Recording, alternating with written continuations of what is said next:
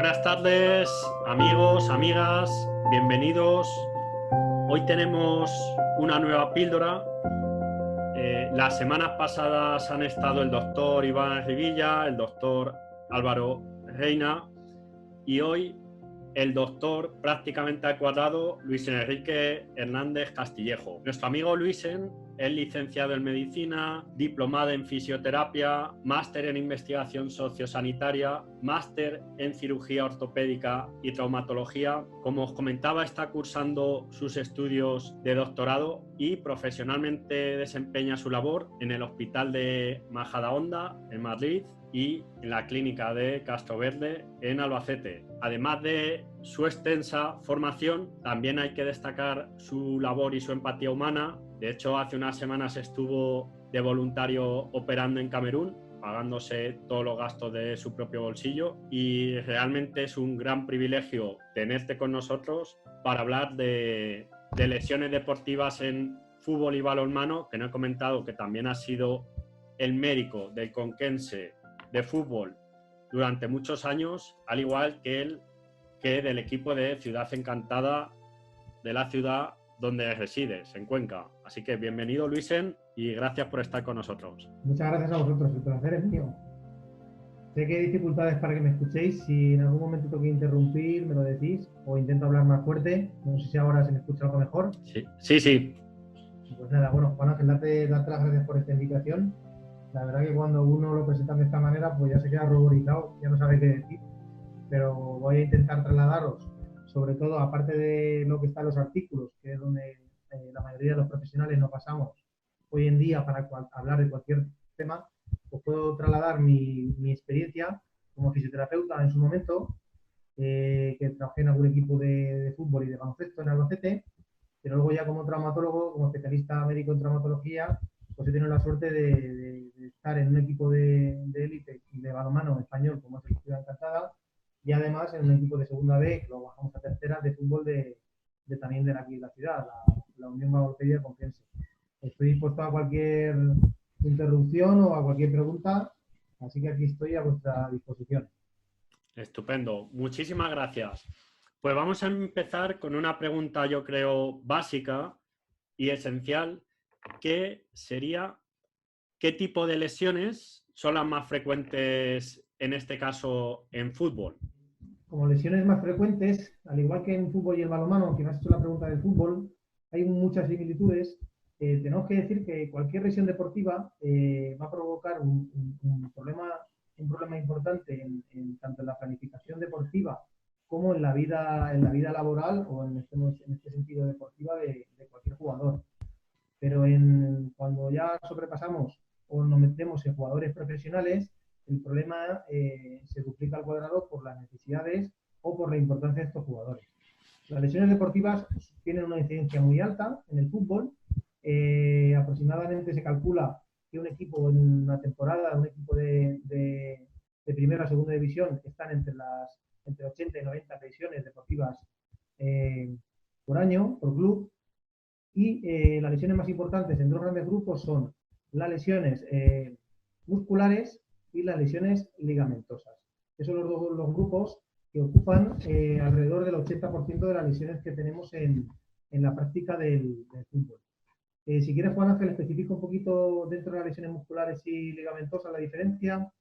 Lo vamos Sí, desglosando. especifica, porque es muy importante que escuchamos terminología como roturas, esguinces, tendinopatías, pubalgias, pero parece que no existen esos matices médicos, quirúrgicos, de recuperación.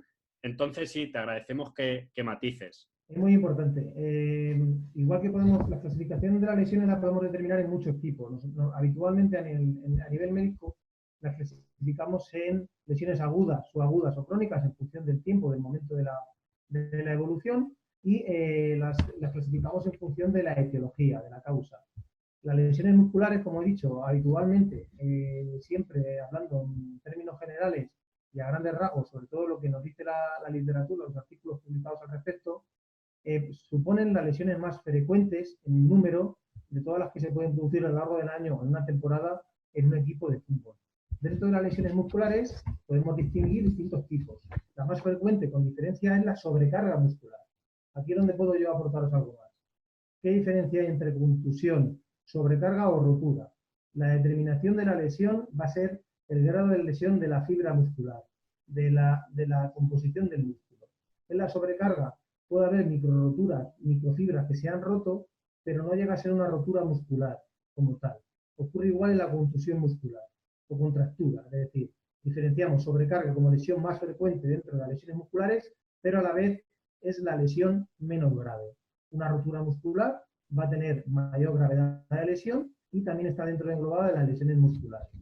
Dentro de las roturas musculares tenemos la rotura tipo 1, tipo 2 y tipo 3 en función del número de fibras que se han roto.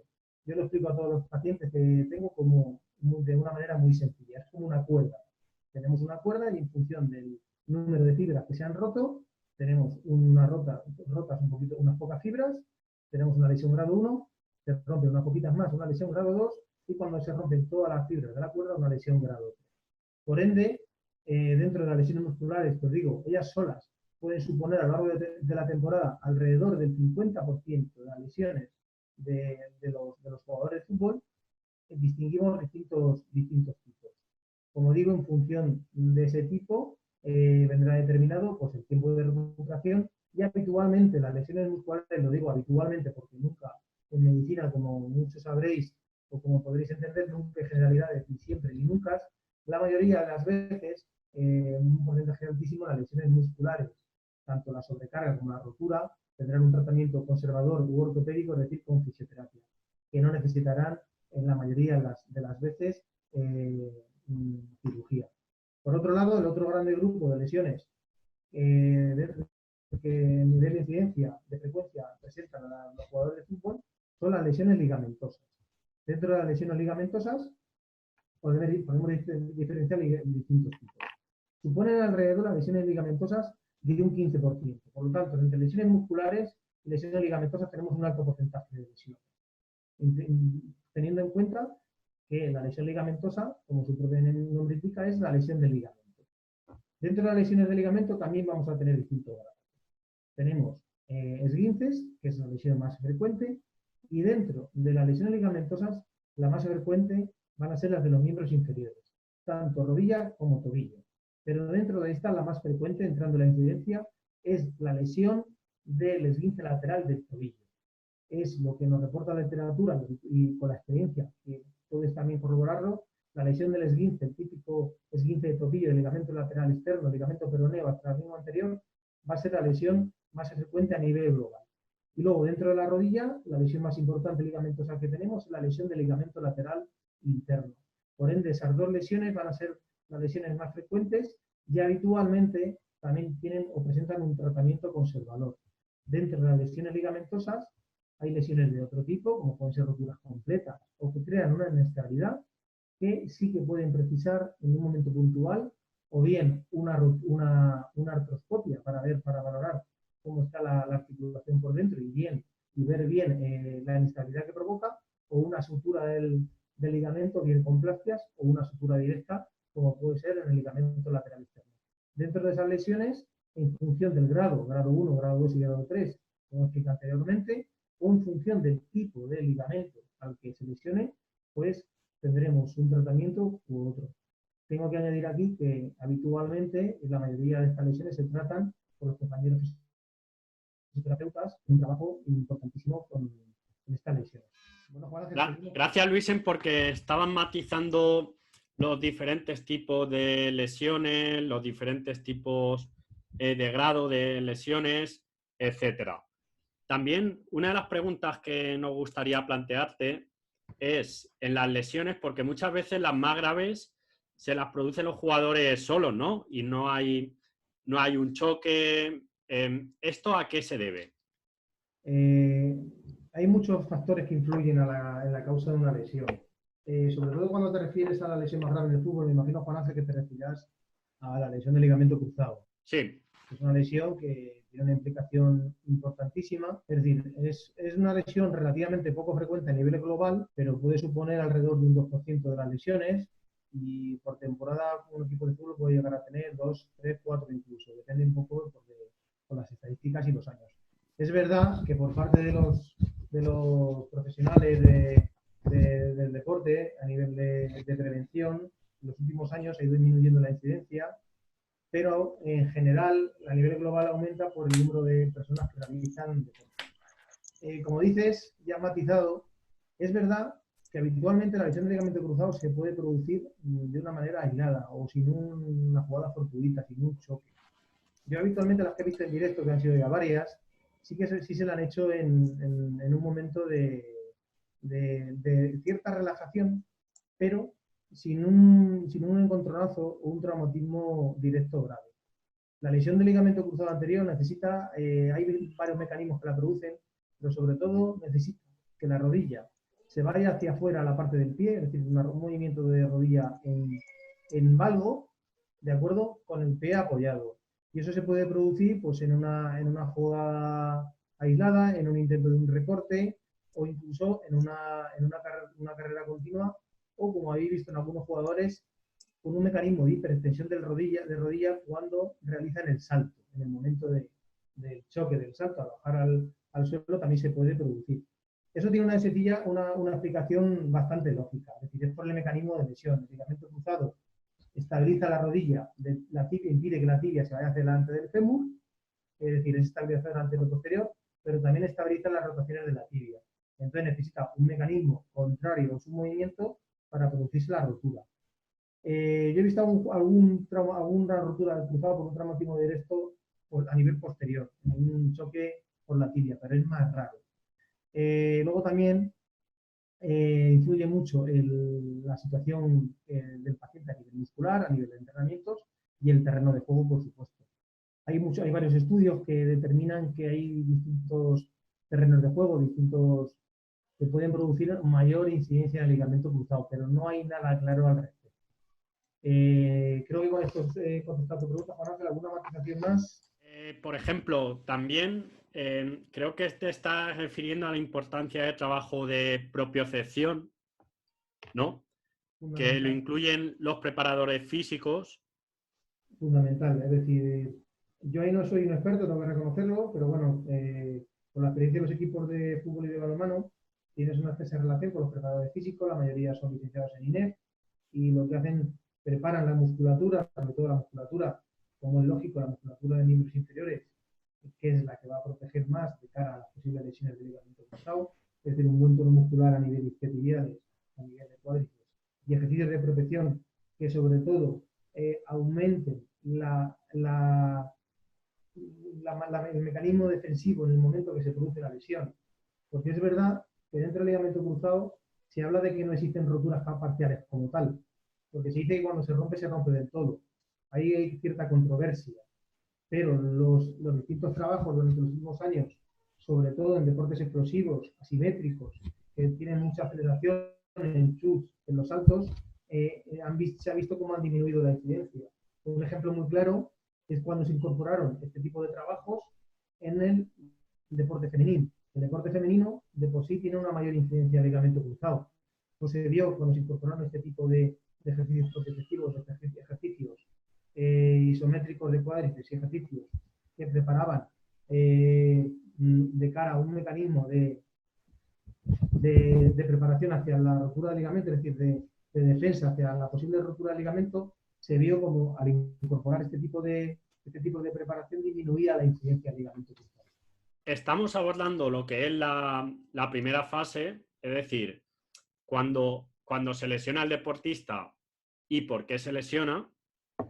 Y ahora vamos a ir a la fase en la que tú eres experto, es decir, cómo se llevan a cabo estas cirugías. Pues, por ejemplo, si en rotura muscular hay cirugía o no hay cirugía, en esguinces hay cirugía o no hay cirugía. Y, lógicamente, en rotura de ligamento, como estás comentando, sí hay cirugía, sí o sí. Todo va a depender, Juan Ángel, como he dicho antes, del tipo de lesión, es decir, del grado de lesión, de un grado leve a un grado severo, es decir, de una rotura parcial a una rotura completa, como es lógico, pero también va a depender mucho de qué ligamento o qué músculo se lesiona. Es decir, por qué ligamento cruzado la mayoría de las veces se recomienda la cirugía por dos causas fundamentales. Primero, porque el ligamento cruzado anterior no cicatrizar va a producir una inestabilidad en la rodilla que a lo largo de los años, o sobre todo si el jugador quiere seguir con su carrera deportiva, pues le va a impedir tener una rodilla estable y por ende poder realizar su práctica deportiva y su trabajo. Por lo tanto, la cirugía de ligamento cruzado en un deportista de alto medio nivel o amateur la solemos indicar siempre y cuando pues, el paciente acepte y siempre y cuando explicándole por las posibles consecuencias que puede tener. La cirugía de ligamento cruzado, habitualmente la que más se realiza es con una plastia. Denominamos plastia a sustituir el ligamento cruzado. Como he dicho, hay algunas técnicas que lo han intentado suturar, pero habitualmente hay que reemplazarlo. ¿Cómo lo reemplazarlo? Habitualmente con tendones discotibiales. Es decir, se cogen los tendones normalmente de recto interno y semitendinoso, que son los músculos de la pata de ganso, que están en la parte posterior del muslo. Se prepara un ligamento que se coge el tendón y se ligamentiza, es decir, se prepara y hacemos unos túneles en la tibia y en el fémur y lo que hacemos es sustituir el ligamento anterior previo por unos tendones de la parte interna de la rodilla, ya como os he comentado, los isquiotibiales, y con eso lo que hacemos es volver a dar estabilidad a la rodilla, con un ligamento, podemos decir, con una plástica que sustituya el ligamento inicial, al ligamento que se ha roto. El problema que tenemos con este tipo de lesiones, con el ligamento cruzado, supone una baja media de entre 6 y 7 meses para reincorporarte otra vez a la práctica deportiva de primer nivel, porque necesita fundamentalmente una cosa, y es que los tendones con los que hemos sustituido el ligamento primitivo inicial se tienen que sintetizar dentro del hueso y se tienen que osteogenizar. Es decir, se tiene que es una fase, hay distintas fases, pero sobre todo la más importante es la cual el tendón previo se ha ligamentalizado. Es decir, sustituye a nivel fisiológico, aunque no al 100%, al ligamento cruzado previo. Y eso tiene un proceso fisiológico que dura varios meses, añadido luego al periodo de recuperación y de readaptación. En cuanto a las lesiones musculares, Juan Ángel, como comenté, depende mucho del grado, pero habitualmente no son quirúrgicas, a no ser que haya una lesión completa totalmente del músculo, aunque habitualmente en el fútbol es poco frecuente. Lo más normal es que haya sobrecargas o, como he comentado, rupturas fibrilares que suelen tener un tiempo de recuperación de alrededor de 6 meses. Otra cosa son las lesiones ligamentosas. Las lesiones ligamentosas va a haber ligamentos como el ligamento lateral externo de la rodilla o lateral interno del tobillo, que habitualmente sí que pueden precisar un tratamiento quirúrgico. El resto de ligamentos, sobre todo dependiendo del grado de lesión, pues necesitarán sobre todo un tratamiento de reposo inicial y un tratamiento con los compañeros fisioterapeutas. Estupendo, Luis. La verdad que nos estás aterrizando de manera magistral términos que a priori, pues para los no iniciados en el mundo de la medicina es complicado de entender. Tú también operas y has operado roturas del tendón de Aquiles. De hecho, al principio en la liga este año se castigaban mucho este tipo de entradas, ¿no? Explícanos un poquito, pues, cómo se produce esta rotura, en qué consiste la operación, etcétera. El tendón de Aquiles, habitualmente, en lo que es a nivel de incidencia a nivel global, no tiene una incidencia muy alta a nivel de deportes de élite como el fútbol y el balonmano. Es decir, no es una lesión con una frecuencia importante, pero sí que tiene unas consecuencias bastante importantes de cara a la baja de la lesión, sobre todo por su recuperación. El tendón de Aquiles es el tendón más importante del cuerpo. Se encarga de producir la movilidad del tobillo hacia abajo, ponernos de puntillas, porque los músculos que llevan el tendón de Aquiles son el tríceps sural, que son los gemelos, ¿de acuerdo? Tanto el interno como el externo, y lo que hacen es producir una gran potencia en el momento, tanto del despegue de la marcha como de la carrera. Yo tuve la oportunidad de operar un jugador de balonmano, que ahora está jugando en la segunda división sueca, y es una lesión muy característica. Es decir, es una lesión que se produce habitualmente entre 2 y 5 centímetros por encima del calcáneo, porque es una zona de menor irrigación del tendón y por ende un poquito más débil. Habitualmente, no siempre, puede haber antecedentes de haber tomado ciertos medicamentos y sobre todo de tendinitis previas que han provocado una debilidad en el tendón. Es muy característico porque yo creo que, Juan Ángel, creo que ese tipo de lesiones que van a hacer el tendón de Aquiles, tengo que explicar una cosa a nivel fisiológico. Habitualmente el tendón de Aquiles no se va a producir una rotura por un traumatismo directo por una entrada con los tacos. Sí te puede producir una herida, pero no una rotura de per se en el tendón. Habitualmente el tendón de Aquiles se rompe en el momento del despegue hacia la carrera. Es decir, en un momento de aceleración. En ese momento el jugador va a tener la sensación de que le anda con una piedra. Es decir, la mayoría de los pacientes, ya creo que era alrededor de unos 20 tendones de Aquiles, la mayoría de los pacientes te refieren que le han dado una pedrada, el signo de la pedrada se llama. Y enseguida vas a ver que hay una debilidad para mover el tobillo hacia debajo y ves un hueco en la zona del tendón, porque si nos tocamos el tendón de Aquiles, se toca de una manera muy clara y fácil. Entonces, yo creo que ese tipo de entradas venía un poquito más a limitar las lesiones del tobillo en general. Como os comenté inicialmente, las lesiones del ligamento de tobillo son las más frecuentes de todas.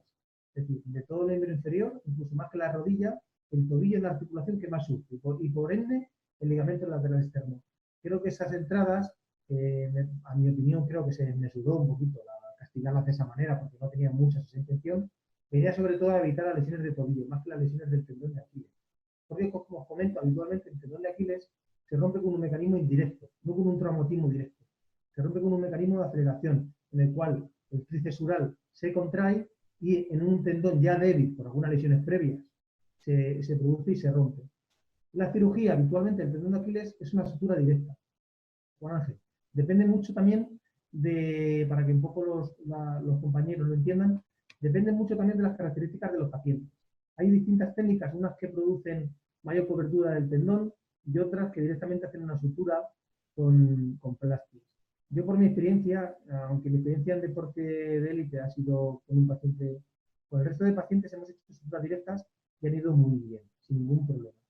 Y es verdad que este paciente de élite, como os he dicho anteriormente, está jugando en la segunda división sueca de balonmano, por lo tanto el resultado también fue bueno. Pero hay distintas controversias. Un ejemplo, y luego una de las cosas que pueden provocar la lesión del tendón de Aquiles es las lesiones los problemas con la cicatriz. Un ejemplo clarísimo lo tenemos en Cazorla. ¿De acuerdo? Y luego, aparte, Juan Ángel, la parte del Aquiles, alrededor del tobillo, hay una lesión poco frecuente, en términos globales, que es la lesión de los tendones peroneos. Un ejemplo tuvimos en Beis, hace unos años, tuvo una lesión en su tobillo, y es una lesión que habitualmente va a requerir cirugía, aunque inicialmente casi siempre se intente por el tratamiento conservador. Y un poco viene también a la misma, es una lesión que se produce por un mecanismo indirecto. La mayoría de las veces, mi opinión, creo que las entradas por detrás vienen a evitar lo que es el traumatismo directo, lo que es la lesión directa, lo que es una fractura o bien un esguince por mecanismos de inversión al producir el traumatismo. Genial, pues yo creo que nos estás iniciando a los que somos desconocedores de este mundo de la medicina de manera magistral. Hemos hablado de la parte muscular, de la parte ligamentosa y, si fueras tan amable, podríamos profundizar la parte ósea, es decir, en este caso, tanto las fisuras como las roturas. Y yo creo que incidiendo o profundizando pues en los huesos del pie, ¿no? Sobre todo en los metatarsos. ¿Qué sucede? ¿O por qué tienen tanto impacto las fisuras en este caso en el fútbol? Tanto impacto deportivo.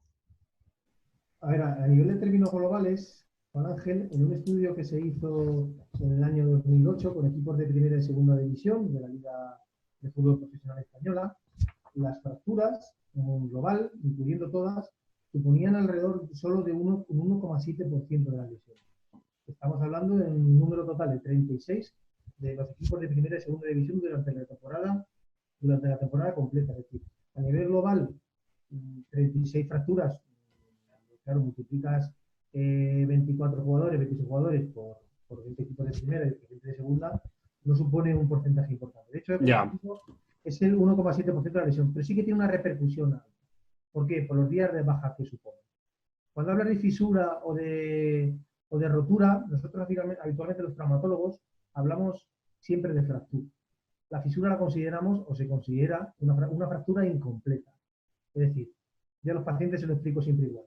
El hueso tiene unas capas, que son la parte del periósteo.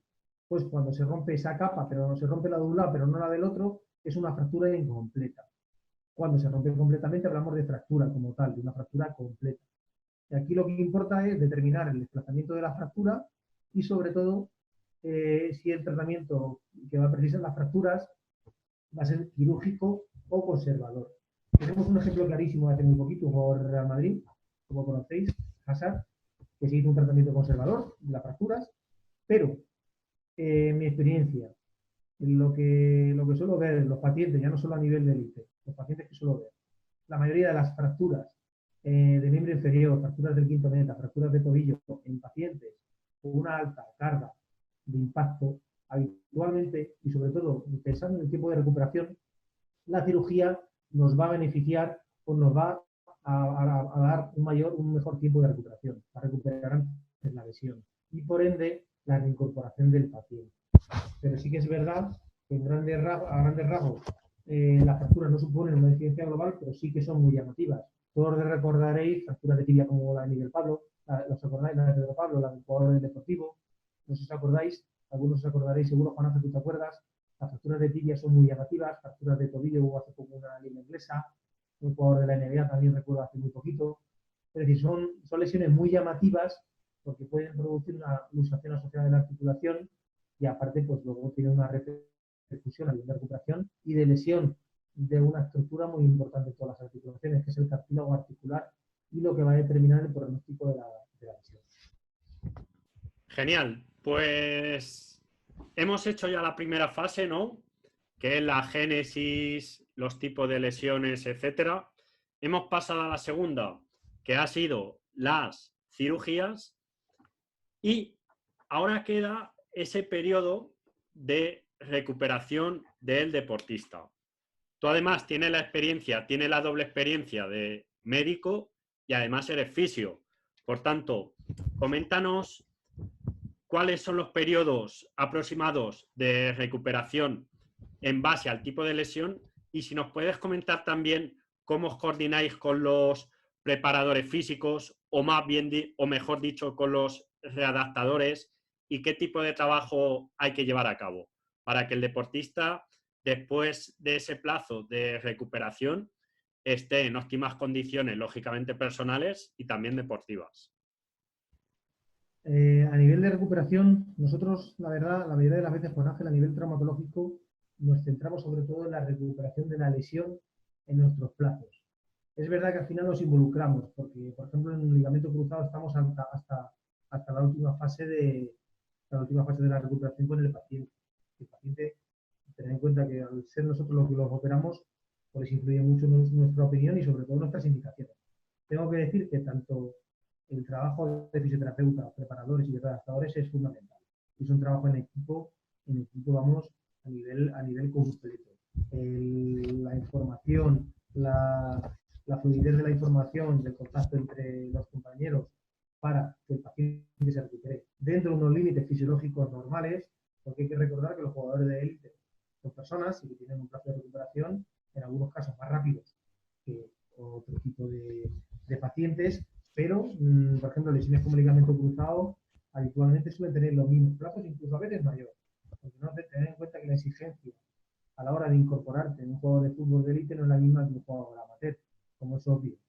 Entonces, cada lesión es muy difícil determinar unos plazos concretos, porque hay muchos tipos de lesiones, pero dentro de las lesiones más frecuentes, como comentaba antes, la ruptura muscular, habitualmente el plazo de lesión son entre 6 y 8 semanas. Aquí el trabajo fundamental es del fisioterapeuta, que iniciará un proceso de desinflamación inicial, de reposo, y luego ya entra la fase del redactador y del preparador, que sobre todo van a preparar toda la musculatura periarticular y perilesional de cara a una nueva lesión o sobre todo de cara a una recaída. Porque las lesiones musculares, uno de los problemas que tienen son las recidivas o recaídas.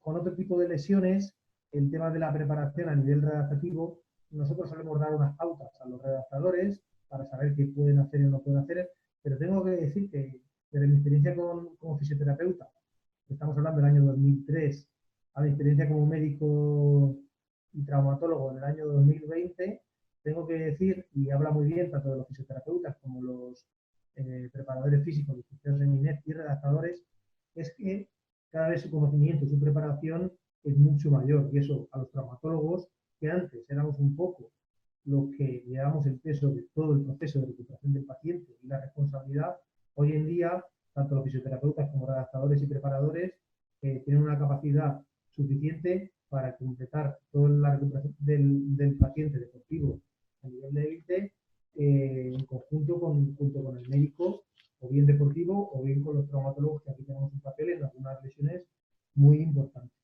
Maravilloso, Luisen. Pues yo creo que las dudas y los intereses y curiosidades que teníamos los has resuelto con gran brillantez. Y si surge alguna pregunta, alguna duda, alguna cuestión de alguno de los participantes, pues estaría seguramente encantado de poder contestarla. Voy a hacer un pequeño matiz con las lesiones del balonmano. Sí, por supuesto. Como os he comentado, a nivel global, tanto las lesiones del balonmano como las de fútbol, a nivel de élite, van a ser lesiones musculares y ligamentosas como los dos grandes grupos más frecuentes, pero hay una diferencia entre los dos deportes. Como sabéis, el balonmano es un deporte mucho más explosivo, en una cancha distinta, con mucha aceleración, con mucho salto, con mucho contacto, y sobre todo a nivel de roturas musculares. En el fútbol, habitualmente, la lesión más frecuente suele ser el bíceps femoral, que es la parte posterior del muslo, de uno de los músculos de los isquiotibiales, y el resto anterior del cuádriceps. Y en el balonmano, habitualmente la lesión más frecuente a nivel muscular es el aductor, la parte interna de la pierna. ¿De acuerdo? Yo creo que eso es un matiz importante tener en cuenta. Y a nivel de lesiones de articulaciones, exactamente igual. A nivel del tobillo, también va a ser la lesión más frecuente en el ligamento lateral externo, pero añadimos que en algunos artículos tiene como lesión más frecuente en el balonmano, como es obvio, las lesiones de manos, de las muñecas y dedos, aunque con una repercusión menos importante, sobre todo a nivel de dedos. Lo he percibido que los jugadores de balonmano pues, siempre están con contusiones, con artritis, incluso fracturas o luxaciones, ¿de acuerdo? Y las del hombro, que cabe pensar que van a ser mucho más frecuentes, van detrás de las lesiones de tobillo, rodilla, incluso de muñecas, suponiendo alrededor del cuarto o quinta articulación a nivel de incidencia. Pero sí que es verdad que las lesiones en el hombro van a tener una implicación muy importante en el jugador de balonmano que no van a tener, por ejemplo, en el jugador de fútbol. Era un pequeño matiz que quería hacer y nada, estoy abierto a vuestras preguntas. Me hubiera gustado haber hecho algún dibujo de antropología, sobre todo porque se entiende mucho más claro, pero bueno, a ver si otra vez lo podemos hacer. Sí, ha quedado clarísimo la diferencia entre fútbol y balonmano. Lógicamente, en balonmano, como utilizan las manos, tienen más lesiones de muñeca, de mano y a nivel muscular aductores, ¿no? Sí, es verdad. Y en fútbol has hablado de isquiotibiales, de bíceps femoral. Y del resto anterior del cuádriceps también. Perfecto. Es verdad que a nivel global las lesiones son iguales frecuentes, tanto ligamentosas como musculares, con esa percepción, y que en el balonmano añadimos también las lesiones de muñeca y manos y dedos, y el tobillo sigue siendo en los dos deportes la articulación más afectada, por ende el ligamento lateral externo. Luego hay otras lesiones, Juan Ángel, que no hemos hablado, pues como es obvio, pues puede haber también lesiones a nivel cerebral, contusiones, luxaciones de hombro, también hemos visto alguna, heridas, también podemos tener alguna, como es lógico, y lesiones a nivel del cartílago articular, que sobre todo eso van a tener una repercusión a largo plazo de los deportistas. Y sobre todo una lesión que también tiene cierta frecuencia e implicación, que son las tendinitis, como son las del trotuliano, tendinitis de Aquiles, o en los deportistas de balonmano, sobre todo las de manguito de los rotadores de balonmano. Todo clarísimo, todo muy bien explicado. Si hay alguna cuestión, alguna pregunta que queráis saber, aquí tenemos a un experto. Mira, Luisen, aquí te plantean una pregunta muy interesante que habla de a qué se denomina fractura por estrés y si puedes profundizar más a qué se debe, ¿no? Pues aquí hablan de hormona de cortisol, de sobrecarga y fatiga física y mental. Es decir, ¿qué es la fractura está por estrés de la que se habla tanto en el mundo del fútbol? A ver, la fractura por estrés tengo que decir de entrada que no tiene nada que ver el tema psicológico. No es el estrés al que todos estamos acostumbrados a hablar. Es decir, habla de un estrés, pero estrés como sobrecarga, como fatiga del hueso, no como estrés psicológico. Está claro que en cualquier fractura habitualmente puede haber otros factores, sobre todo hormonales, que puedan influir, incluso alimentarios, tabaco, alcohol, etc. Pero no tiene nada que ver con el porcentaje psicológico. Yo por mi experiencia, las fracturas de estrés, he visto varias, he visto alguna fractura del punto metatarsiano, porque suponen, al final, la sobrecarga a nivel de la marcha la llevan sobre todo eh, los metatarsianos a nivel del pie. Y hay una fractura muy frecuente que es a nivel del segundo metatarsiano, que se producía a nivel en los soldados durante muchas marchas largas con el tipo de zapatillas que llevaban. Pero es una pregunta muy interesante, sobre todo incidiendo en que no tiene nada que ver con el estrés fisiológico. Es decir, una fractura que se provoca sin un traumatismo directo claro, ¿de acuerdo? Pero porque el hueso ha ido sufriendo microtraumatismos repetidos, como pueden ser marchas prolongadas, o incluso, que aquí entraríamos dentro también de las fracturas de tibia, que también puede haber fracturas de tres, durante un periodo de tiempo que no tiene por qué ser largo, pero con un impactos bastante importantes, mantenidos en el momento. Y eso provoca al final una debilidad, una fatiga del músculo y por ende la fractura de estrés. No sé si aquí habré contestado a tu pregunta. No sé quién preguntaba. Sí, yo creo que a la perfección. Sí, porque a veces se suele confundir y obviamente el estado emocional del deportista va a influir en su rendimiento y va a influir en las lesiones, pero en este caso el estrés no se refiere a este estrés mental, sino a un estrés de la zona concreta donde se produce la lesión. Eso como os he comentado, hay un caso muy claro que es la fractura del caminante, porque se producía, pues eso, los metatarsianos, sobre todo a nivel del segundo y del tercero, durante la marcha de caminatas, imaginaos las botas que llevan los soldados, y se producían ese tipo de fracturas. ¿De acuerdo? Genial. Luisen, por aquí plantean una pregunta que yo creo que esta palabra está traducida directamente del inglés, que hablan de la concusión cerebral. Sería contusión, ¿verdad? Y yo creo que es más conmoción cerebral. O conmoción. Sí. Aquí el compañero dice que elaboró su TFG sobre este tema, que es muy nuevo y que no hay mucha información sobre ello. No sé si tú nos podrías aportar algún tipo de investigación o basado en tu experiencia de la conmoción cerebral A ver, y qué conlleva. hay que diferenciar distintas cosas. Es decir, yo como traumatólogo, al final como cirujano, nosotros este tipo de lesiones no la ves, pero como médico deportivo sí que le hemos visto. He llegado a ver convulsiones, he llegado a ver desmayos por un traumatismo. Nosotros habitualmente es un traumatismo, un choque directo. Tengo que decir que tanto en el fútbol, en el balonmano algo más, hay más traumatismo directo porque es un deporte más contacto. Sí que he visto varias contusiones cerebrales más que conmoción, porque cuando hay una conmoción cerebral o una contusión, muchas veces se diferencia el término. Me imagino que el compañero que habló del tema del TCG, que realizó el TCG en Estados Unidos, es porque hay el deporte rey, ya sabéis que es el fútbol americano, hay muchos estudios sobre las consecuencias, tanto en deportistas de fútbol americano como en boxeadores, de las consecuencias de los mínimos traumatismos repetidos o de las distintas lesiones cerebrales repetidas, que de hecho que hay una película de Will Smith que va al respecto, pero que se empezaron a hacer autopsias y estudios de pacientes con lesiones cerebrales post que habían jugado al fútbol americano, pero sabéis que eso al final, bueno, se supuso un cambio a la hora de protegerse. A ver, en el fútbol habitualmente no es muy frecuente, por suerte, no es muy frecuente. Sí que tienes choques, tienes traumatismos cranoencefálicos, pero que no llegan a producir ninguna repercusión a nivel de la conciencia del paciente y por lo tanto, por ende, ninguna repercusión o no es una conmoción cerebral, porque realmente la conmoción cerebral, para que me entiendan los oyentes, es el cerebro lo ha movido de una manera muy rápida y lo que hace es inflamarse. Y esa inflamación puede provocar pues, pérdida de conciencia, alteración a nivel de pupilas. Pero es un tema interesante, pero que en España yo creo que no tiene no tiene tanta repercusión porque no hay tanta incidencia como puede ser en el fútbol americano.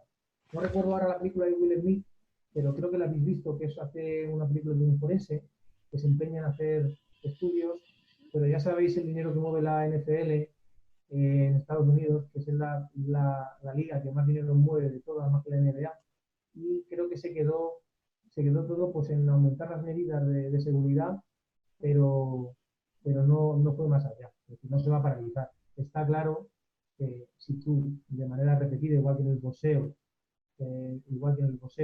produces lesiones cerebrales pequeñas, de manera lógica producirá con el tiempo una repercusión. Sí, de hecho, Luisen, en base a lo que tú comentas, pues prácticamente todos los manuales de neuropsicología Sí. en sus inicios están enfocados a este tipo de lesiones, ¿no? Y como tú bien has dicho, sobre todo al fútbol americano y al boxeo. Es cierto que en España pues también se están haciendo algunos planteamientos, si en fútbol en edades más tempranas los niños y las niñas deberían darle al balón con la cabeza o no, el tipo de móvil, bueno. Contra eso no hay nada claro todavía, Juan Ángel, es verdad. Pero eso sí que esta película, como ha comentado, he leído que han comentado por aquí por el chat, que es el caso de Aaron Hernández, que es la película de La verdad duele. O sea, lo digo, la recomiendo, está basada en una historia real y la verdad que Will Smith hace un papelón y sobre todo si te gustan estos temas deportivos, es impactante la película. Hay muchas cosas que todavía no sabemos. Lo del tema de los golpes de los balones de los niños, a ver, siempre con un sentido común y no dándolo continuamente, yo creo que no tienen por qué producir, pero es verdad que ahí están los investigadores y sobre todo las personas que están continuamente con este tipo de pacientes que lo podrán en algún momento puntual corroborar o no. Lo que no hay que negarse es nunca nada, es decir, no sabemos lo que puede saber. Es como el tema de la alimentación. Es decir, y luego otra cosa, Juan Ángel, que aquí tú nos podrás ayudar más. El tema que yo siempre llamo la droga psicológica que supone el deporte. Es decir, yo he visto pacientes ya con una vida deportiva de élite, con 30 y pocos años, con lesiones ya crónicas de rodillas, de tobillos, de hombros, sobre todo en el balonmano, de hombros, de muñecas, que sobre todo eh, durante su fase deportiva no les han impedido mucho a jugar infiltrados. Y eso luego tiene unas consecuencias a nivel psicológico, sobre todo a nivel de secuelas importantísimas, que mientras que dura el subidón de estar jugando en primera o segunda división, Juan Ángel, con a nivel psicológico ese refuerzo no produce ningún tipo de limitación. Genial, Luisen. Pues le voy a dar paso a mi compañero Daniel, que creo que quiere plantearte alguna pregunta. Felicidades y bueno, estoy aquí tomando notas, que esto es como tener un máster en medicina deportiva sintetizado en pocos minutos. La verdad es que felicidades y muchas gracias. Pues yo te voy a hacer un par de cuestiones que tengo ahí en mente y pensaba, digo, bueno, si sale el tema, pues las voy entroncando, las voy introduciendo. Entonces, como hemos hablado ya de esta cuestión, pues me viene fantástico para no desviarnos del tema. El otro día con Álvaro Reina, doctor en Ciencias de la Actividad Física y del Deporte, preparador físico, ahora está también como segundo entrenador. Bueno, ha tocado varios palos dentro del equipo, el staff técnico de algunos equipos de fútbol. Bueno, él nos decía que trabajaba mucho con los psicólogos deportivos y que también había como una medición del cortisol que le iban pasando informes psicológicos, ¿no? Y de estado psicológico y en este caso también de los niveles de cortisol y que nos comentaba de forma anecdótica que muchas veces esos informes cuando el nivel de cortisol era muy elevado le pasaban el informe y casi que ese mismo día o días más tarde pues se lesionaban.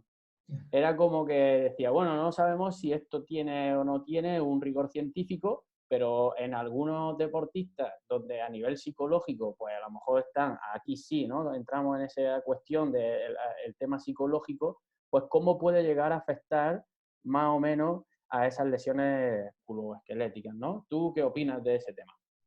Vamos a ver, es un poquito lo que hablaba anteriormente con el tema de la alimentación. Es decir, está claro, y a colación lo que vienes, Hace 2 años, en el equipo de balonmano de Asobal de Cuenca, vinieron unos doctorandos de la Universidad de Valencia a hacer un estudio y les tomaban la saliva, la tomaban antes y después de los partidos.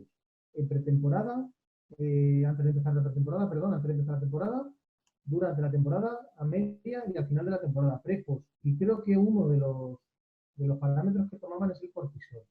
Es decir, el cortisol está claro que se lleva a las situaciones de estrés. Es decir, eso es una hormona, producida por la glándula suprarrenal y controlada por el hipotálamo. Y cuando hay estrés prolongado, el cuerpo segrega cortisol. Yo la pregunta que me hago es si hay algún mediador intermediario que provoque, aparte de que provoque esa presión, porque no lo sabemos.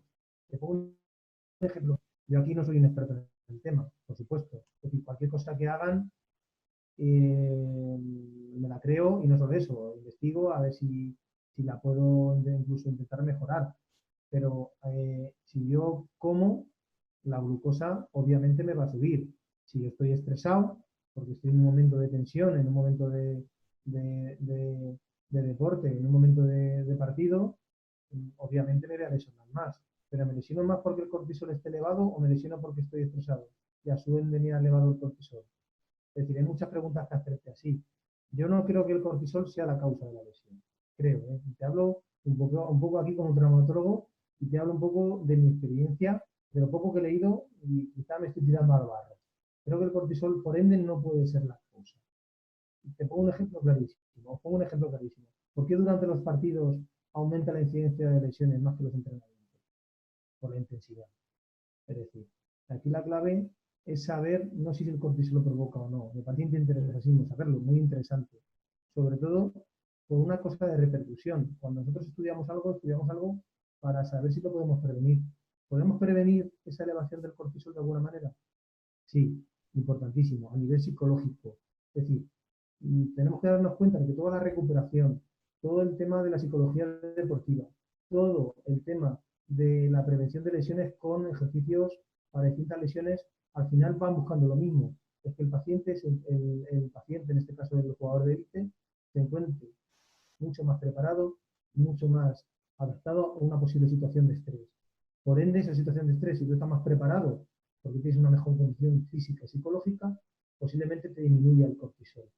Pero no creo que el cortisol por sí, por ser solo, per se, sea la causa del aumento de la lesión. Pero muy interesante. Y de hecho, me voy a intentar informar, pero hace 2 años vinieron, ya te digo, de la Universidad de Valencia, vinieron a hacer un estudio y no sé si tendrá que ver el doctor que os habló del tema o no, pero me resultó muy interesante. Cualquier cosa que sea aportar, tanto a nivel de alimentación como a nivel hormonal, lo que puede provocar el aumento de las lesiones, vamos, bienvenido a este mundo. Pues fantástico, Luis.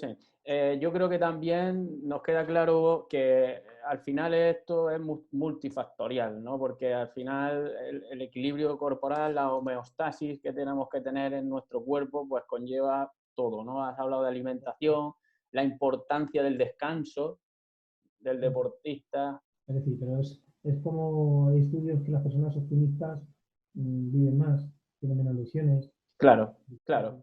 Sí, sí, sí. De hecho, yo creo que también es extrapolable para cualquier persona, no solo para el deportista de élite, para cualquier persona pues va a tener una mayor incidencia, mayor número de lesiones en función de su estado emocional, psicológico y todos los factores que tienen que ver en torno a eso, claro. Todo esto que estamos hablando ahora, imaginaos ahora la situación que vivimos cuando los jugadores de élite, que por mucho que estén en casa haciendo cosas, bueno, algunos tienen palacios, que seguramente tienen gimnasios más grandes que mi comunidad en su casa. Imaginaos ahora los jugadores de élite volver después de 1 mes y medio, 2 meses, volver a competir, tendremos que hacer una pretemporada y sobre todo la sobrecarga de partidos que va a haber. Aquí, de hecho, Luisen, un ponente que va a estar en el Congreso de Fútbol y Neurociencia, Pepe Portolés, hablaba que sí, tú puedes estar haciendo preparación física, pero tú no tienes los estímulos sensoriales, no tienes las interacciones de equipo y, claro, mantener el nivel físico descontextualizado no es lo más complicado, pero luego cuando tengan que competir, pues estos factores de los que tú estás hablando van a incidir lógicamente en su rendimiento y seguramente incidan también en el riesgo de lesión. Creo que Dani tenía otra cuestión.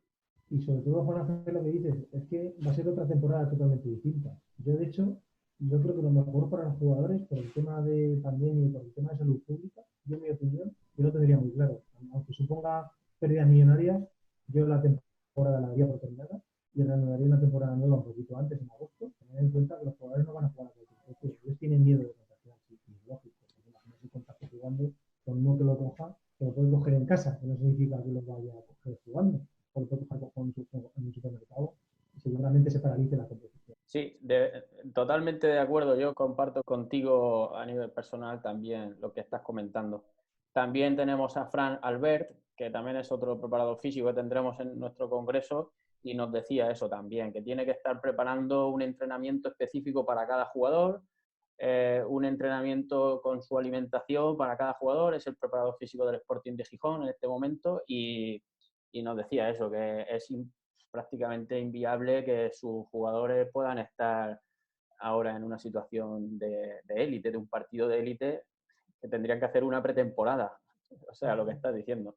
No, y sobre, pues nada, la cuestión, lo único importante es que van a estar todos en las mismas condiciones. Es decir, por ejemplo, miran Alemania han empezado ya a entrenar, algunos equipos, no sé, esto va a ser un antes y un después, no sabemos cómo se van a comportar los jugadores. Lo mismo, yo creo que van a ser como partidos de pretemporada, en mi opinión, no sé, con muchas lesiones, con mucho poco ritmo de juego, porque si no va a ser imposible. Imaginar jugar en agosto, julio en España, no sé qué día me queda en la cabeza. Yo digo que lo más lógico sería a dar por temporada, ni campeón ni subcampeón, ni nadie baja, nadie sube, todo el mundo va a estar de acuerdo, una de la disciplina media, otro año será, y oye, pues si no hay campeón este año de Europa de Liga, pues tampoco pasa nada, pues en agosto se empieza la Liga o la Champions League y punto. Pero claro, estamos hablando de que aquí se mueven miles de euros. Pero ya os digo, yo no veo todavía jugando, no veo jugando todavía. Se hablan que la charla de entrenadores en Lugo comentaban esto, es que una cosa hubiera sido una semana, 10 días, pues bueno, como en Navidad, pero que estamos hablando que nos vamos a ir a 2 meses. Te quería también preguntar, otra pregunta también para saber tu criterio como profesional. Nosotros tenemos alguna literatura científica en donde trabajando con niños y haciendo un seguimiento longitudinal de esos niños, pues claro, se ve cómo la densidad mineral ósea real de una persona pues tiene mucho que ver con el impacto y con los ejercicios de impacto que ese niño o esa persona, ¿no?, cuando está en edad adulta, ha tenido en su infancia. Es decir, que hay como una relación directamente asociada a la salud ósea en general. El término salud ósea, pues como que esa actividad física de alto impacto que se realiza en la etapa infantil es imprescindible para que en edad adulta pues haya mayor densidad mineral ósea y por tanto menos riesgo de lesión, ¿no? Entre otras cosas, porque también entraría ahí la osteoporosis o enfermedades futuras. Entiendo que en los deportistas de alto nivel también lo veréis así, ¿no? Como que hay algunos que tienen a lo mejor mayor densidad mineral ósea, se pueden lesionar más, menos. ¿Qué opinas tú? Un poco con lo anterior, te tengo que decir que yo en este tema pues me pierdo un poquito más porque obviamente nosotros como cirujanos no entramos ahí en el tema, pero da la casualidad, Dani, que mi chica está en un grupo de investigación, que es el Cuenca, es el Centro de Investigaciones Sociosanitarias, que de hecho, bueno, si buscáis en PubMed, su director, que es Vicente Martínez Vizcaíno, tiene muchísima literatura a nivel internacional sobre este tema. De hecho, tienen una base de más de 6.000 pacientes niños que los han seguido durante 12 años. Imaginaos la cantidad de información que tienen ahí. Y tratan muchísimo sobre el tema, no solo de la densidad mineral ósea, sino sobre todo de la fuerza muscular, de la ventilación pulmonar. Y la verdad, te tengo que decir que si le hacemos esta pregunta de que me acaba de hacer a mi chica, que la tengo ahí al lado, va a estar encantada de contestarlo. No sé si os importará, porque ella controla muchísimo más que yo del tema. Dani, ¿cómo lo ves? Surge una invitada especialista. Tiene un artículo de obesidad infantil en Lancet, publicado en agosto, que tuvo una repercusión sobre la obesidad infantil antes y después de la crisis, que tuvo una repercusión a nivel internacional. Os lo animo que lo leáis, se llama Miriam Garrido. Y esperaros que le voy a invitar, no sé si os importa, no tardo nada. Pues nada, estupendo. Esto sí que es una buena mesa redonda, ya no es una entrevista. Hola Miriam, buenas tardes. Buenas tardes, Miriam. ¿Cómo te ha pasado el testigo aquí sin pensarlo? Sí.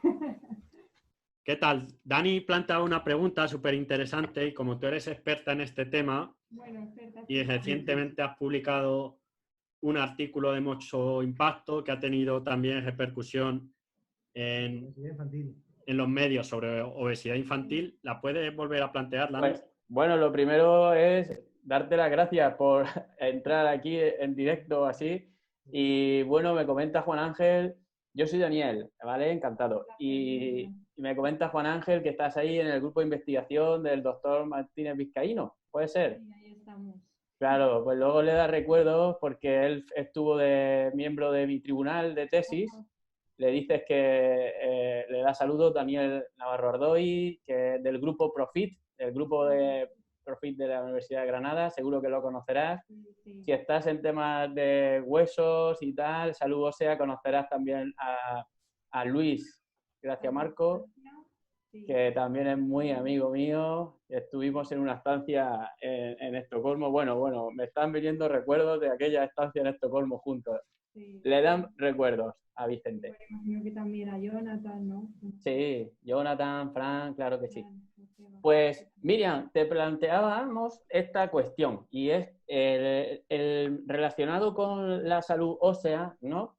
Es como que sabemos por los estudios científicos que hay en edad infantil que cuando el niño realiza actividad física de alto impacto y una actividad física de saltos, correr, velocidad y tal, pues que esa densidad mineral ósea futura va a ser mayor.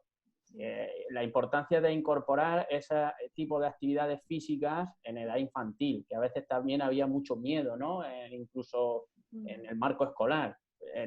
Entonces, pues claro, esa cuestión planteada a los deportistas de alto nivel, entiendo que también tiene que ser muy importante, ¿no? Que los niños en etapas infantiles, los entrenadores de fútbol, pues que no solo no tengan miedo, sino que sería como una recomendación, ¿no? Hacer esa actividad física de alto impacto, de alta intensidad, para esa densidad mineral ósea que fuera mayor cuando sean deportistas de alto nivel o no.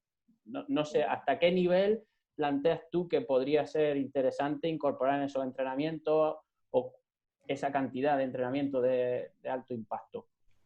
Yo creo, bueno, estoy de acuerdo contigo porque, bueno, en los estudios que hemos llevado a cabo hemos analizado, por ejemplo, la grasa o la masa muscular. Y sí que es cierto que la masa muscular es fundamental para el hueso. Y ya, bueno, se ve desde la infancia en los niños, incluso en edad preescolar, ¿vale? Llevamos a cabo un estudio y realizamos densitometrías a los niños y se pudo observar que la masa muscular era mediador en la relación con la densidad mineral ósea y con el contenido mineral óseo. Pero yo creo que también es importante en los jóvenes, los adultos jóvenes, que realicen este tipo de ejercicio físico, porque la densidad mineral ósea, sobre todo en las mujeres, comienza a aumentar, pero a partir de los 25, los 26 años, ahí alcanza su pico máximo. Y entonces, desde ese momento comienza a descender. Entonces, yo creo que es también importante no solamente tenerlo en cuenta en niños, sino en jóvenes, para que cuanto mayor sea ese pico que alcance, la caída, obviamente, pues pueden llegar a prevenir una futura osteoporosis, por ejemplo. Esto es como si dijéramos, para que se entienda con una metáfora clara, ¿no? Como si hay que subir un pico de una montaña. Yo que soy de la zona de Granada y tal, pues como si quieres subir al Veleta, ¿no? Pues, y te quedas en Borreguiles. Porque cuanto más alto subas, hasta la edad de, ¿no? Primera parte de la edad adulta, final de la adolescencia, que es hasta cuando máximo nivel, ¿no? Ya, a partir de ahí ya empezamos a decrecer. Con lo cual, esa bajada, pues cuanto más alto hayamos subido, pues dijéramos que menos riesgo tienes de lesión o de futura enfermedad. Eso es ya como una evidencia científica, ¿no? Sí, sí, bueno, que nada, os dejo, que ha sido un placer. Espero haber aportado mi pequeño granito de arena. Hablar sobre algún tema de este tipo, este centro de investigación, no sé si lo conocerás, Dani. Conozco... El tema de la física y la obesidad. Sí, claro que lo conozco. Decía que también su investigador principal o el director de su grupo de investigación, pues tenemos relaciones, claro, fue miembro de mi tribunal, de mi tesis, y Vicente Martínez Vizcaíno, también está ahí Mairena. que también la conozco y muy compañera. Hemos trabajado también juntos en una estancia de investigación que estuve en Estocolmo, en el Karolinska Institute, y hemos trabajado juntos. Así que... Menudos poppers, Juan Ángel y tú. Vaya buenos. Sí. Nada, Miriam, que dispuesta al día que necesitéis hablar de cualquier tema, ya veis, de infantil, de la actividad física, lo que necesitéis, ya sabéis que... Pues recogemos la invitación, por supuesto. Claro, que sí. cogemos el testigo y vamos, cuenta con ello seguro. Miriam, muchísimas gracias. Gracias. Chicos. Hasta luego. Muchas gracias. Esto es improvisación, ¿eh? Lo demás es Estos sí que son equipos multidisciplinares. La verdad que son temas distintos, pero es verdad que yo cuando veo a Miriam lo que investigan y demás, te das cuenta de la importancia, bueno, en tu campo también de la importancia que tiene. Nosotros somos muy pragmáticos los traumatólogos porque se rompe algo y le ponemos una placa, un tornillo, pero lo que hay detrás, el porqué, lo que comentabas de la densidad mineral ósea, la masa muscular, etcétera, la verdad que es muy, muy importante. Claro, es que yo creo, ya con esto termino y ya, bueno, termino, que me quedo aquí con vosotros, pero que no tendría ninguna pregunta, ¿no? Que es la clave, ¿no? La clave sería, pues como siempre decimos, la prevención. Entonces, igual que cualquier entrenador, pues quiere que sus deportistas se lesionen lo menos posible, pues también desde el punto de vista sanitario, pues cuantas menos personas pasen por el quirófano, pues mejor para todos, ¿no? Entonces, pues qué importante es en las etapas infantiles, pues ya no solo para la salud pública, sino estamos hablando de alto rendimiento deportivo, pero hablábamos también de un dato que era muy importante, y es que solo llegan a la élite. ¿El dato cuál era, Juan Ángel? Un 0,1% Eso es, de 0,1. fichas federativas. O sea, es decir, ¿qué hacemos con el 99,9% que no llega? Claro, por eso es importante que se tengan en cuenta estas cuestiones musculoesqueléticas y que los entrenadores... Son preguntas muchas veces difíciles de determinar, porque es verdad que la mayoría, por ejemplo, en el caso de las fracturas, tener en cuenta que han aumentado muchísimo las fichas federativas, y no solo eso, hay muchísima gente que hace. Es decir, por ende, las lesiones han aumentado muchísimo más, exponencialmente. Es decir, lo que no sabemos realmente es los pacientes que tenemos nosotros a nivel traumatológico, sobre todo, como te digo, fracturas, aquí es una fractura de un húmero, una fractura de tibia, una fractura de metatarsiano, habitualmente son traumáticas. Entonces, y la mayoría de los pacientes son pacientes jóvenes, con una buena masa muscular, una buena densidad mineral ósea, es decir, hay veces que el mecanismo causal no lo podemos determinar. Y al final, la prevención, como en todo, es importantísima, pero la mayor práctica deportiva, más lesiones, y eso viene todo. Es muy difícil de evitar. Pero muy interesante todo, la verdad que muy interesante. Muy bien, muchísimas gracias. Muchísimas gracias, Luisen. Te agradecemos tu presencia, tu sabiduría, tu bondad y tu empatía para compartir esta tarde con nosotros. Te damos un fuerte aplauso. Muchas gracias y un fuerte abrazo.